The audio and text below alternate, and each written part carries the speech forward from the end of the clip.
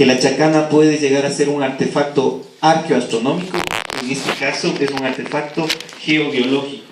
O sea que puede ser tan importante manejar los ángulos de inclinación del Sol, que están relacionados con la inclinación de la Tierra, y solsticios y equinoccios, que manejar estas formas de artefactos sobre el territorio e ir encontrando relaciones. Puede seguir.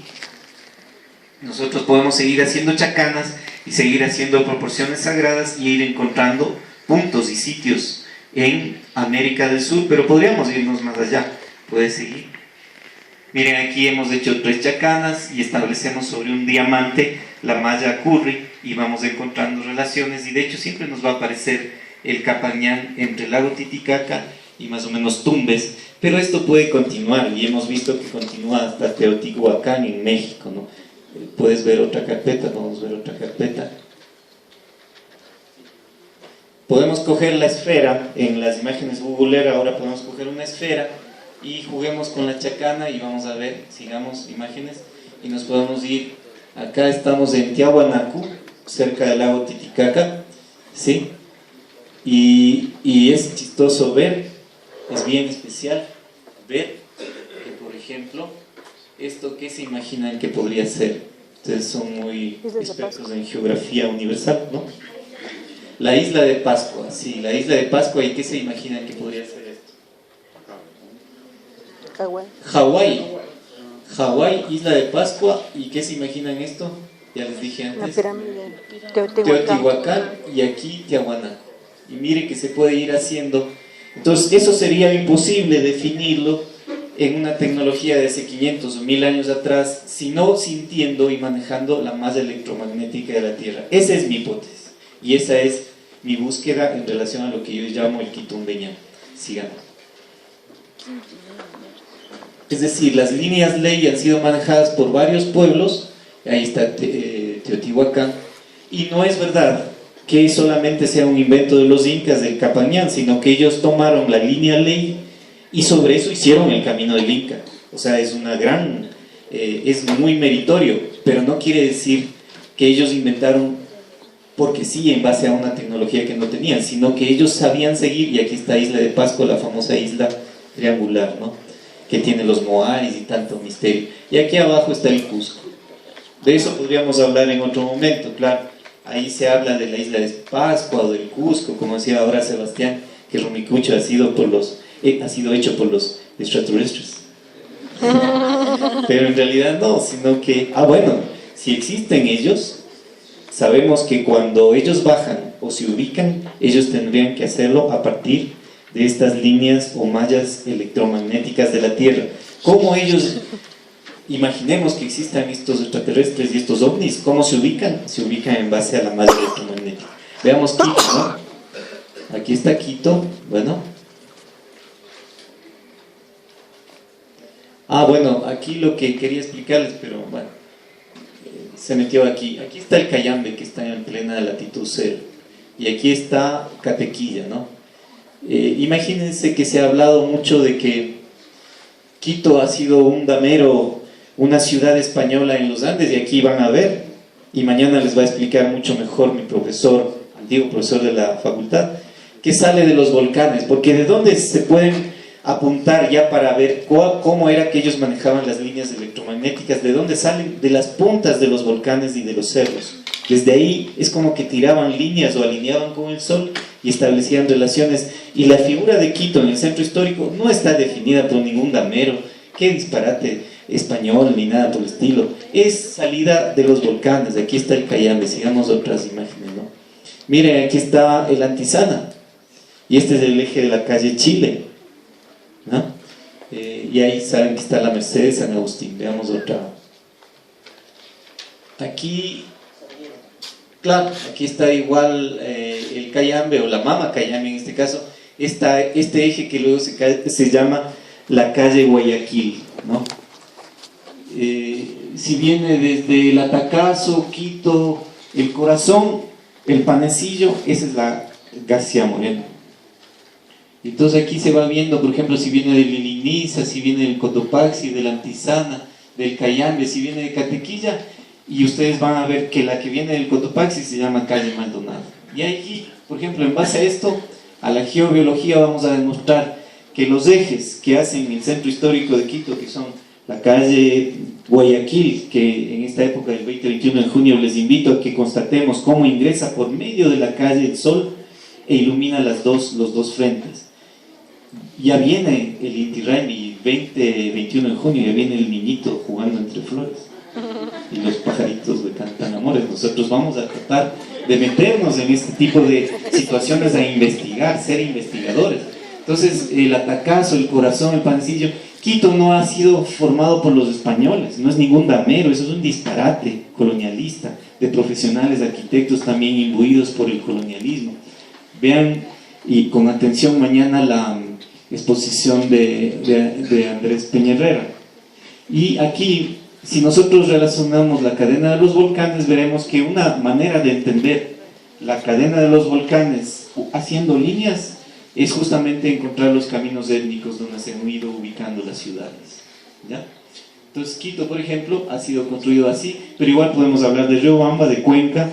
Nuestro especialista en Cuenca, Riobamba y Quito y en Cusco vendrá el día viernes a las 5 de la tarde, Alfredo Lozano Castro, y él ha seguido este camino y obviamente vamos viendo que estos caminos han sido definidos tanto a nivel astronómico, pero en este caso yo estoy hablando de la capa más bien geobiológica. Son relaciones entre cimas, entre cerros y alineaciones con el sol y con las ondas. Bueno, eso es ya lo de Quito, pero no, yo quisiera ir a lo de Quitumbeñán para no perder. Aquí vamos viendo que este es el eje que va a Catequilla y que el centro histórico no es ningún damero y que, por ejemplo, la calle de Guayaquil es la que le explicaba que viene del Cayambe. Y esto sabe la iglesia. Y es así como las figuritas de García Moreno estaban apuntando a la Antisana, o del padre Julio Matovelle, que está atrás de la basílica, que está apuntando al Cayambe. Y así, ¿no? Que el Papa Juan Pablo II, que está en el frontis de la basílica, está apuntando al Panecillo y por lo tanto al Atacazo y al Corazón. Eso lo sabe la iglesia, pero lo ha ocultado para seguir manteniendo el misterio, porque en estos lugares, ¿qué se haría en estas iglesias, en estos lugares? Se pueden hacer, antes se podrían haber hecho en estos lugares sagrados limpias, curaciones, sanaciones, bautizos, ceremonias, incluso caídas y limpias que hacen en el quinche, así porque le sacan la plata a los que van allá a hacer las ceremonias, porque el quinche sería la relación entre Quito y Cayambe pasando por el quinche. Entonces las rutas se convierten en rutas procesionales. La ruta hacia el quinche es una ruta procesional siguiendo un seque. Estas líneas se llaman seques o siquis, seques, ¿no? Veamos el camino de Quitumbe. Vamos a ver un poco de magia ahí, cómo sale la explicación del camino de Quitumbe. ¿Es el camino de Quitumbe? Por ahí debía decir camino de Quitumbe, una carpeta. ¿No es esta? Quitumbeñán, eso. Camino, ¿no es cierto? Veamos esa imagen. Sí. Bueno, estamos en latitud cero, estamos en Catequilla, en Cerro Catequilla, y sigamos viendo otras cosas. Ahí está el Cerro Catequilla con lo que le explicaba en la mañana Sebastián Salvador, este semicírculo, ¿sí? En la cima. Este semicírculo tiene unos ejes, estos ejes algunos son realmente ancestrales, otros son caminos de moto, cross y cosas, porque la imbecilidad, la estupidez humana y nuestra falta de identidad no considera que son ejes o radios que salen desde Catequilla hacia algún lado. E imagínense que era un punto de mira de los militares hasta los años 70. Qué imbecilidad, ¿no es cierto? Este es Catequilla, la cima. Veamos, si cogemos Catequilla, aquí está el Cayambe. Si cogemos este eje, que es el eje de inclinación de la tierra, aquí está Quito, aquí está Tulipe, podemos ir viendo dónde está Quitoloma, Pambamarca, aquí está Otavalo, Caranqui, por acá está en 45 grados exacto estaría el lago de Yaguarcocha, al lado estaría Ibarra o Caranqui, que es su nombre verdadero. Si vamos sacando seques o rayas o radios, vamos a ver que uno de estos puede ser la relación Catequilla, Quito, y Tumbes, que sería Quitumbe. ¿Sí? Y bueno, y ahora vamos a la otra carpeta, ¿no? ¿Sí? Bueno, es Catequilla, pero Estas son imágenes del proyecto Quitzato. Si no estuvieron en la mañana, les sirve para entender que es una pirámide, prácticamente una tola que está siendo explotada. Ahí está el eje de 23 grados y medio, que tiene que ver con esa media luna de piedra que ha sido destruida prácticamente. Y mañana veremos, miren el eje Catequilla-Quito, un eje que sería el eje, yo le llamo el camino del colibrí, el Quintiñán. Y sale, y los compañeros de Quitzato han estado estudiando las alineaciones de alrededor del Valle Sagrado de Catequilla, pero esto sale y sigue de largo, ya le vamos a ver, convertido en una mina de arena, está siendo destruido, y ahora el Capañán que pasa por su base va a ser la gran vía que estaba esperando inaugurar el antiguo masón llamado Augusto Barrera. Ahora me parece que más que masón es un guasón que está en España, es un guasón en España, nadie sabe por qué se fue y le dejaron ir, y si vienen algunas cositas que aparezcan ya para Contraloría, ¿a quién le vamos a reclamar? Entonces, bueno, aquí hay unas figuritas, miren, por ejemplo, aquí está Tumbes, y aquí está Macas, y aquí está Manta, y aquí está Catequilla. ¿Cómo es que existen figuritas que se pueden hacer entre ciudades nuestras? ¿No? Sigamos. Miren, aquí está Macas, y aquí está Manta, y aquí está Tumbes, y etcétera. ¿Cómo es que se puede hacer eso si ellos no tenían la posibilidad de definir? Y estos lugares son lugares sagrados, lugares que se han vuelto ciudades. Tumbes es una horrible ciudad, pero habrá sido una ciudad muy interesante en su momento, un puerto. ¿Cómo es que se puede hacer estos ortógonos? Y aquí el camino que les llamo el camino del Quintiñán, que va entre Quito y Zipán, el señor de Zipán. ¿Cómo es que pueden coincidir así? No puede haber una explicación, sino porque ellos están siguiendo la malla electromagnética de la Tierra, que puede tener figuras de elipsoides, serpentinas, figuras ortogonales o figuras diamantinas. ¿Sí? Esa es la explicación que yo doy. Diego Velasco Andrade, investigador en mi tesis doctoral en Lovaina. Esa explicación doy yo, porque los otros han tratado de explicarlo todavía como bajo una visión un poquito más pequeña. Y esto plantea una cantidad de posibilidades de trabajo, de investigación, de constatación. Ahora sí veamos la del Quitumbe. Miren, vamos a ver un poco de magia. Ahí está Ecuador, Catequilla, y ahí está el norte del Perú. Y ahí está la zona del señor de Zipán, Lambayeque, Tucumé. Y vamos a ver qué va a pasar. Miren, hay un alineamiento inmenso. Esa es una ruta, yo le llamo el camino del colibrí, el Quintiñán, camino del colibrí. Les podría explicar quizás por qué le puse ese nombre. Es una ruta para desarrollarla para todo el Ecuador. En vez de estar preocupados en sacar más oro, más cobre, más molibdeno o lo que sea, destruir las fuentes de agua, ¿por qué no estamos preocupados en investigar nuestra realidad y en vivir del turismo? ¿Por qué se destruye INTA y en vez de eso trabajamos bajo una visión diferente de que los lugareños sean los guías, sean los primeros protectores de la biodiversidad? Materias que ustedes tienen en esta escuela, ¿no es cierto? Veamos ahora Catequilla y Caracas. Fíjense dónde está arriba Caracas y vamos a ver un acto de magia. Caracas, Catequilla es un eje también diagonal, tal cual que pudiera ser el Capañán en la parte baja. Y además debería encontrarse para ser diamantino en esta relación y encontrarse hacia la zona frente a Valdivia. Pero aparentemente se encontrará en el mar, lo cual ya les voy a explicar. Y esto es lo que yo llamaría Quitumbe, el Vito de Quitumbe, que es una zona de Quito y es un terminal terrestre que ustedes saben y que muchos ni saben de dónde viene Quitumbe. Es del mito de Quitumbe, el fundador de Quito y de Tumbes. Miren ese eje. Pero ese eje también, si cogemos las pirámides de Lambayeque, la parte de la zona de Tucumé y del señor de Zipán, va hasta Catequilla y pasa por Huancabamba, Vilcabamba, Cuxipamba, que es la antigua Loja, Tumipamba, que es la antigua Cuenca, o es la Cuenca que no la valorizamos. Imagínense los cuencanos que van a ser cañaris, ellos son blancos, las élites, ¿no?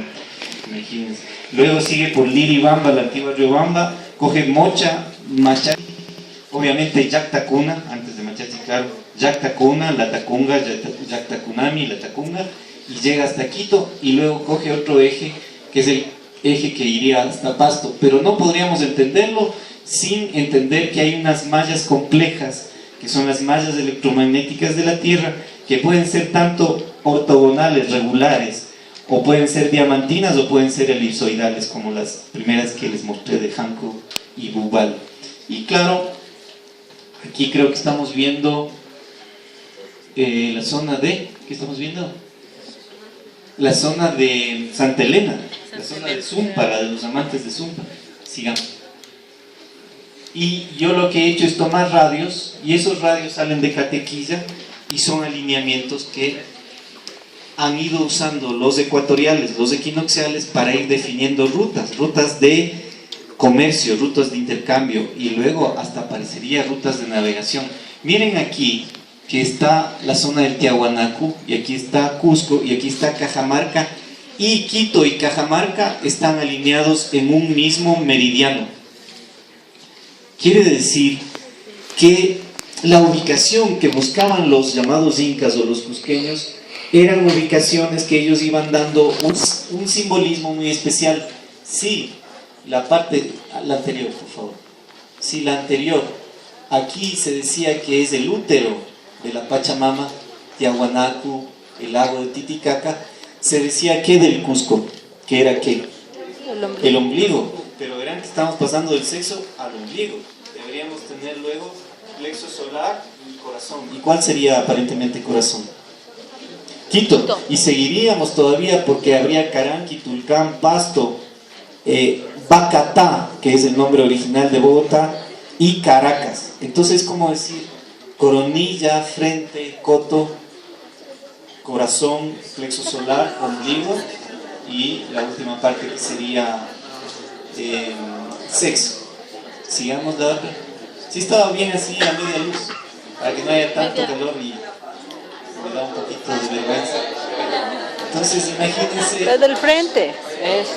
Este ordenamiento territorial yo les quería plantear, pero les voy a dar un pequeño chocolate al final, que es que si es que hay un eje que viene de Caracas y un eje que viene desde Tiahuanacu y aparentemente está frente a las costas ecuatoriales.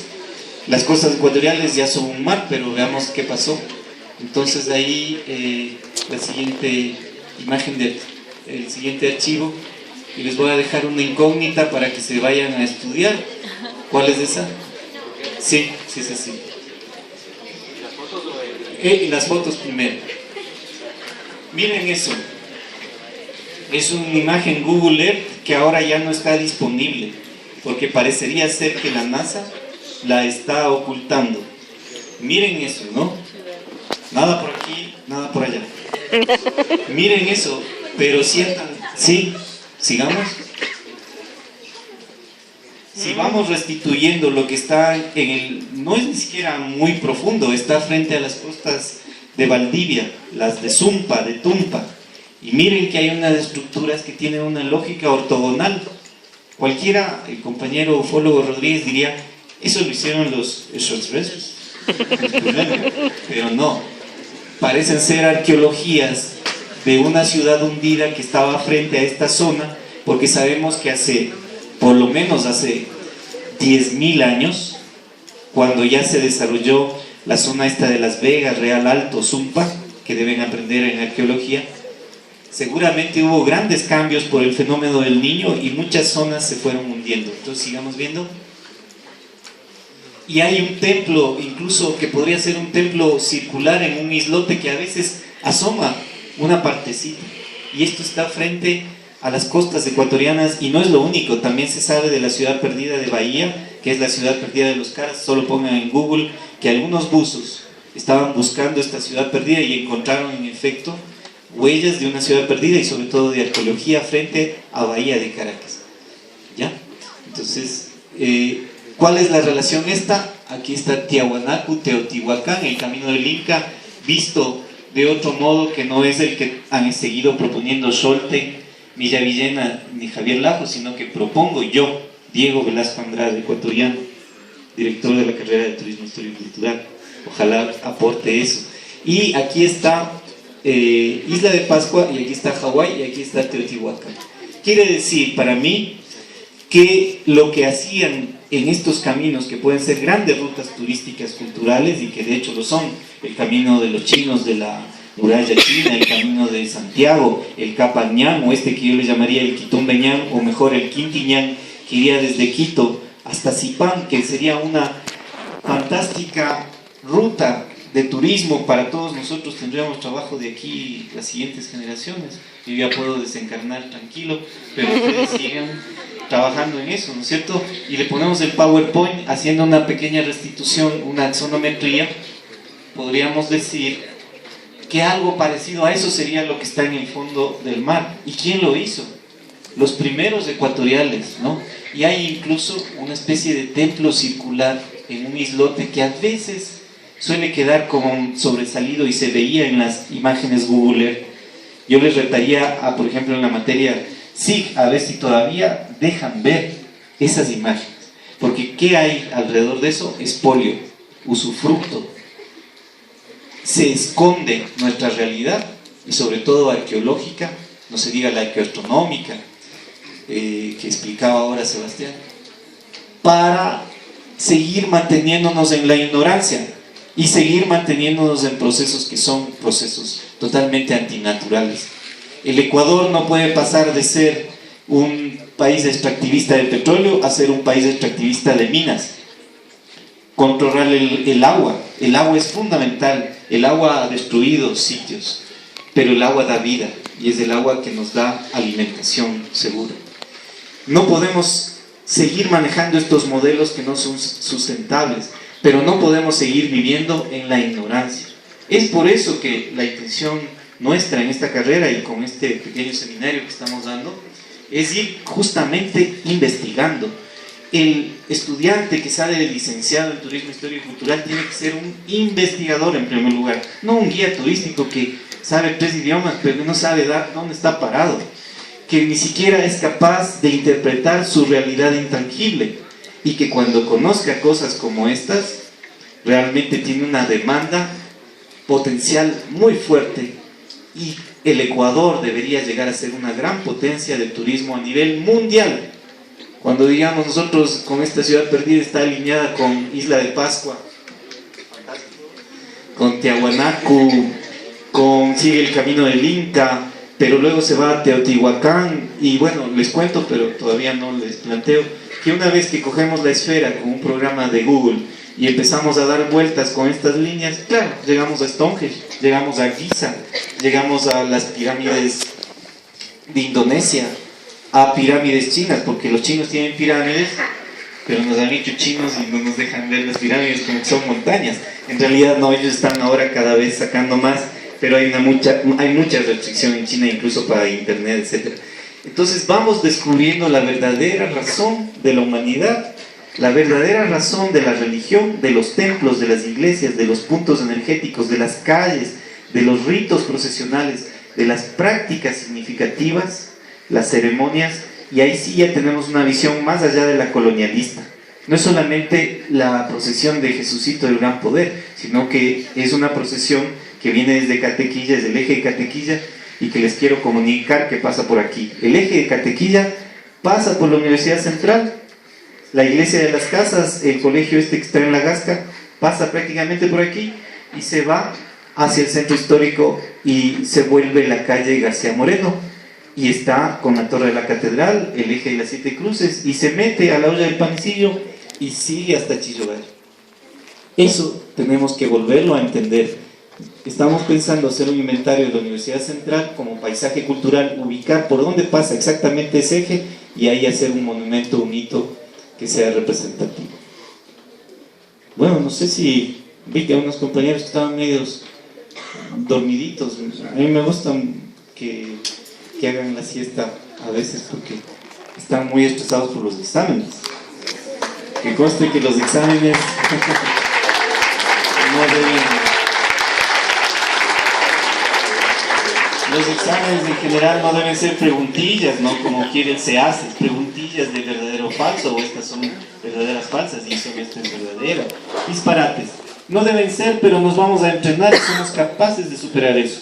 pero el verdadero estudiante, licenciado en cualquier disciplina, ingeniero, arquitecto de la Universidad Central, tiene que ser un investigador. Les dejo con esta imagen de Palpa en el norte del Perú, donde miren cómo está esta estructura que solo pudo ser vista desde el aire, y lo que hace la restitución luego de geometría sagrada. Podemos ver la otra imagen. Esa restitución es la geometría sagrada que deberíamos aprender a estudiar. ¿Cómo es que estos personajes del Perú, llamados primitivos, salvajes, eran capaces de restituir en el territorio ese tipo de cosas? No se diga lo de Nazca, no solo restituir figuras geométricas, sino figuras totémicas de animales como la araña, la ballena, el mono, etc. Entonces, bueno, espero que si tienen preguntas podamos conversar un poquito. Invito a que el 20, 21 de junio, no sé si cae ahora o es fin de semana, no sé. Sábado. Bueno, supongamos que el sábado nos vemos en San Blas, como a las 7 de la mañana. Y nos metemos por la calle Guayaquil y vamos viendo si los dos frentes están iluminados. Y vemos a la altura del teatro, ¿cómo se llama? Capitol, creo es el que está ahí, ¿no? ¿Qué está al frente? Está la torre de la catedral. ¿Ya? Seguimos caminando y vamos viendo cómo se van a ir iluminando, ahora explicaba Sebastián, las iglesias. ¿Y saben qué va a dar ese eje? Va a hacer que se ilumine la puerta, las dos hojas de la catedral, porque si ahora se van, la semana pasada estuvimos con un grupo de la Faxo y vimos que una puerta y una media parte de, digamos, la una hoja y la media parte de la otra hoja están iluminadas, pero el 20-21 de junio va a estar totalmente sobre la puerta de la catedral iluminando. ¿Y qué va a pasar en el sagrario? Ya saben, el fenómeno de la cúpula y cómo se va iluminando el corazón de Jesús. Y sigue por la antigua torre de la catedral de la compañía que ya no existe, que fue la más alta de Quito, pero se destruyó y que tienen el proyecto de reconstituirla. Y sigue por la iglesia de Cantuña, la torre de Cantuña, y sigue prácticamente hacia San Diego y sigue hasta Yoa y el Cinto. ¿Ah? Y si seguimos en el otro eje, decía que la calle Guayaquil será el Quinche, será Guápulo, será la avenida Colombia, la 12 de octubre, el Hotel Quito, la iglesia de Guápulo. ¿Ah? Entonces, ¿acaso que no somos tontos? Dice Cantinflas. Cantinflas dice, ¿acaso que no somos tontos? No, o sea, y vamos a ver en la frontispicio de la... Yo les he enseñado a mis estudiantes de semiótica en la Faxo, les he dicho, a ver, pongámonos en el centro de lo que constituye esta, que es una copia de un modo de San Jesús en Roma. Eso es la compañía, ¿no? San Jesús. Tienes que estudiarla eso para que puedas entender cómo se la trasplantó aquí. Pongamos en la puerta, veamos estos corazones, hay puros corazones señalando ahí, ¿no es cierto? Veamos a la izquierda en una especie de dintel que está ahí a la izquierda. ¿Qué está ahí a la izquierda? Está el sol en un dintel que está junto a la parte central de la iglesia. Vean ustedes, pero podemos ver ese día, está el sol sesgo que viene desde la calle Guayaquil, y a la derecha, opuesto y complementario, lo que tú decías, está el ojo de Horus, egipcio, los masones, ¿ya? Y hay una serie de simbolismos masónicos, pero también hay en la basílica, y eso que ellos son oblatos, que están vinculados quizás a los jesuitas y a García Moreno. Yo diría que los túneles, ¿por qué no nos quieren mostrar los túneles? Pero si alguien estudió en el Gonzaga, se metió a esos túneles, fue a salir en otro lado, ¿no?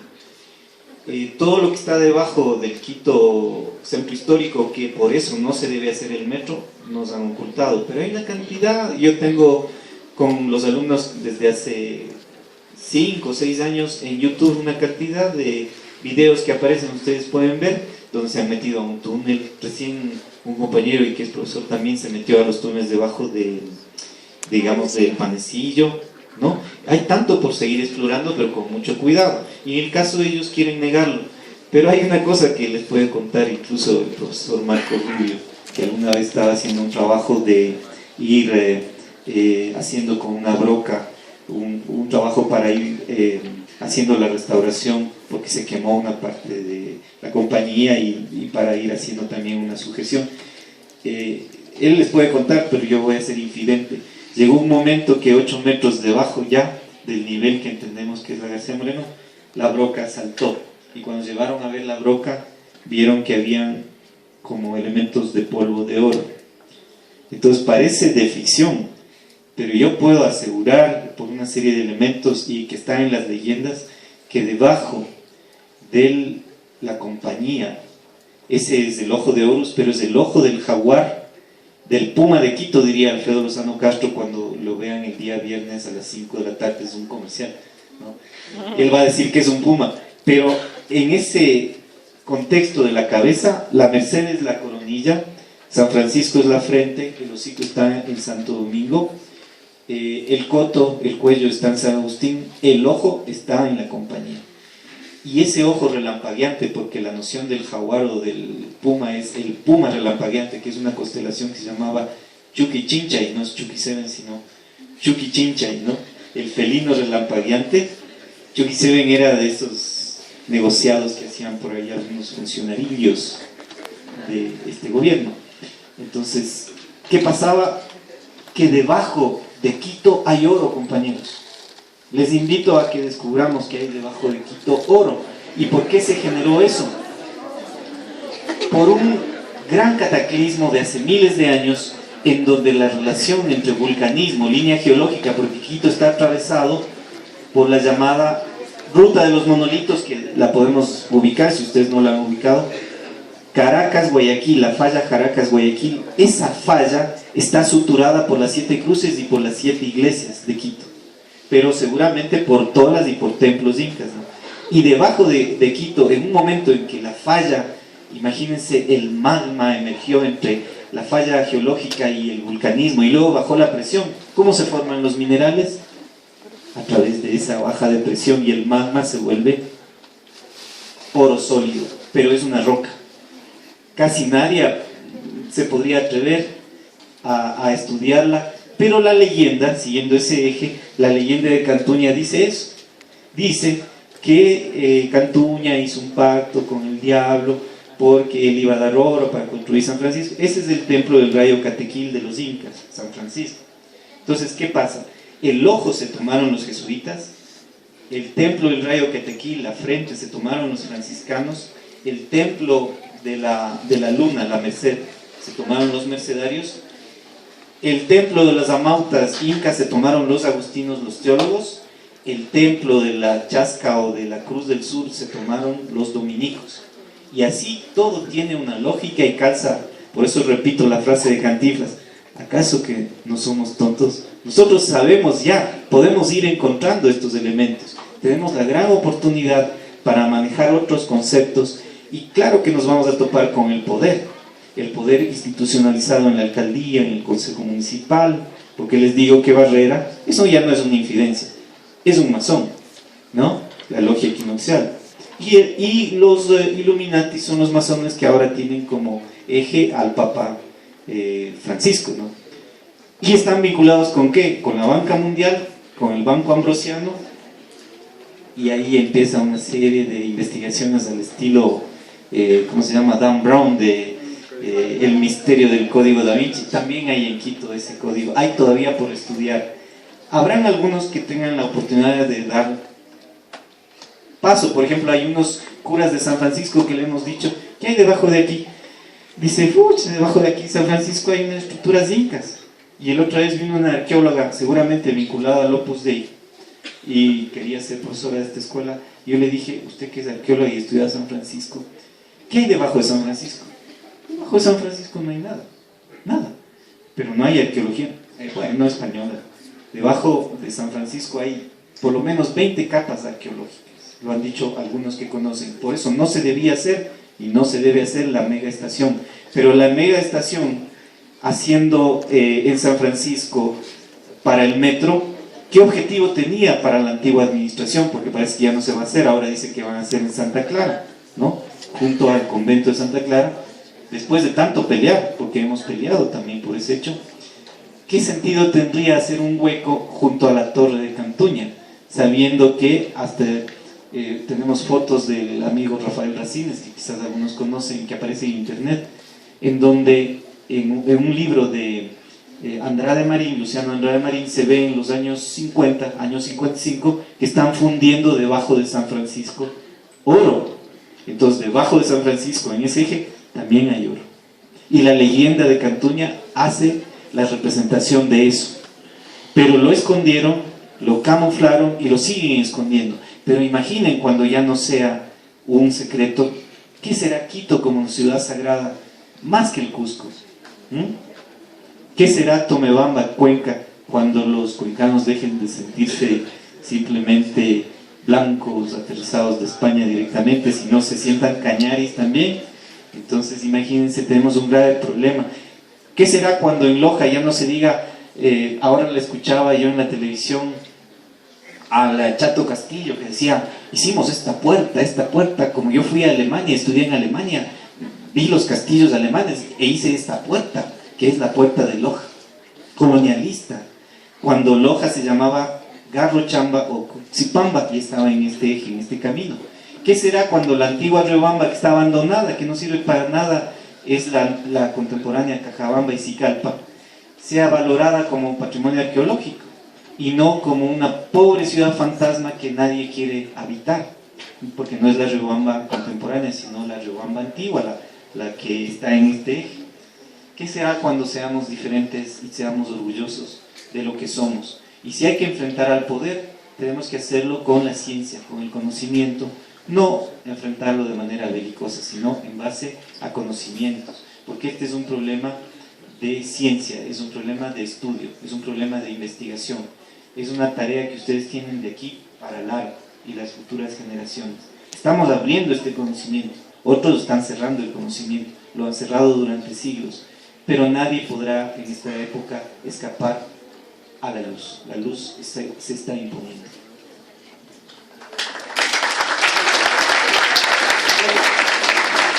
Aquellos que resaltan el primer alarido de la independencia, que a mí me parece de Manuelita Cañizares en la fiesta que tuvieron con el marqués de Selva Alegre y el de Selva Florida y con el obispo Cuero Caicedo, etc. Yo no creo en ninguna independencia. La independencia todavía está por hacerse. Bolívar era masón, Sucre era masón, Rocafuerte era masón, Olmedo era masón, Eloy Alfaro era masón, García Moreno era francmasón, religioso.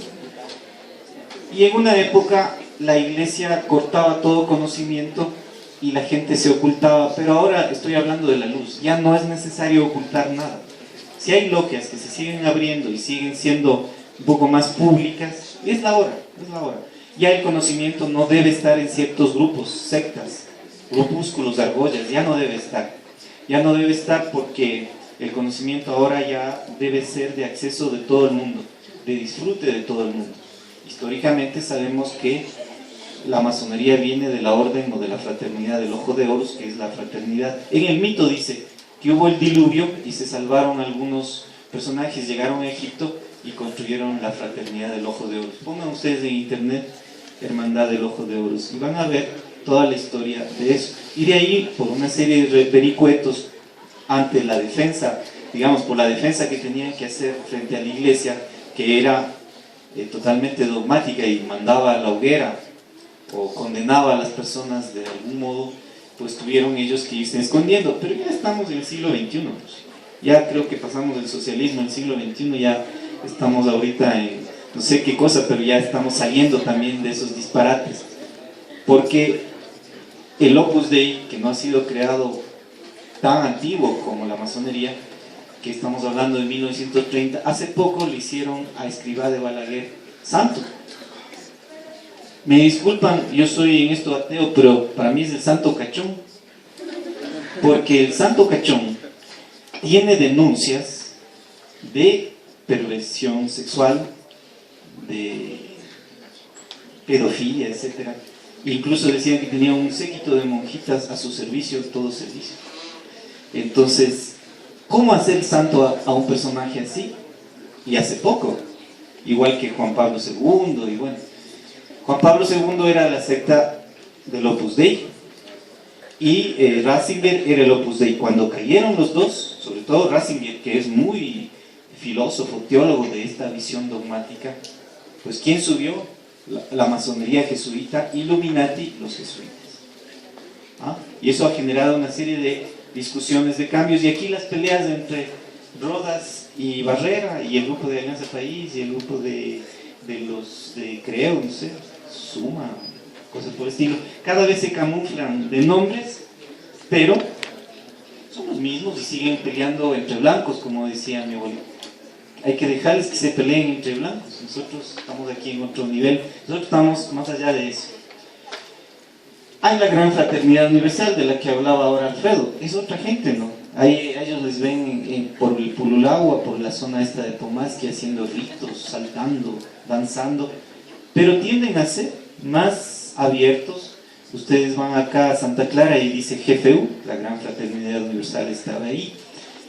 El libro negro de la francmasonería, que lo escribió el fundador, es decir, Reynaud de la Ferrière, es justamente explicando toda la corrupción a la que llegó la masonería, y por eso se abrió y dio a luz una gran fraternidad que no tenía que ver con el secretismo. Ahora nadie le van a perseguir porque es evangélico de los últimos días, mormón, shintoísta, budista, lo que sea. Ya nadie va a ser perseguido por eso, porque cada cual tiene su manera de entender su espiritualidad. Así es que los masones de Gana se esconden.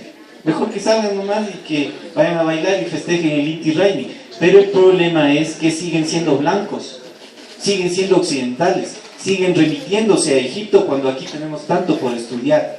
¿Por qué se hacen los egipcios o los griegos en la gran Acrópolis cuando aquí tenemos todo por estudiar en Ingapirca, en Cochasquí, en Rumicucho, en Tulipe, en todos los sitios que sigamos estudiando donde hay un gran conocimiento ancestral que debe ser develado? Entonces yo realmente creo que esas cosas ya fueron del pasado, ya no tienen por qué ser secretos, no tienen por qué estar actuando en la oscuridad, y sobre todo no tienen por qué movilizarnos a nosotros por peleas que son ajenas.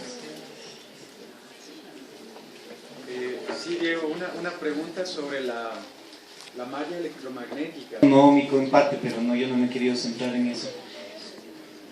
¿Cómo podemos empíricamente desde el positivismo constatar ciertas cosas? Pero ciertos indígenas, ciertos hombres de poder y mujeres de poder, sobre todo las mujeres de poder, fueron convertidas en brujas y también asesinadas. Lo sentían, por ejemplo, y yo mismo lo sentí a través de una planta sagrada. Por ejemplo, el San Pedrito,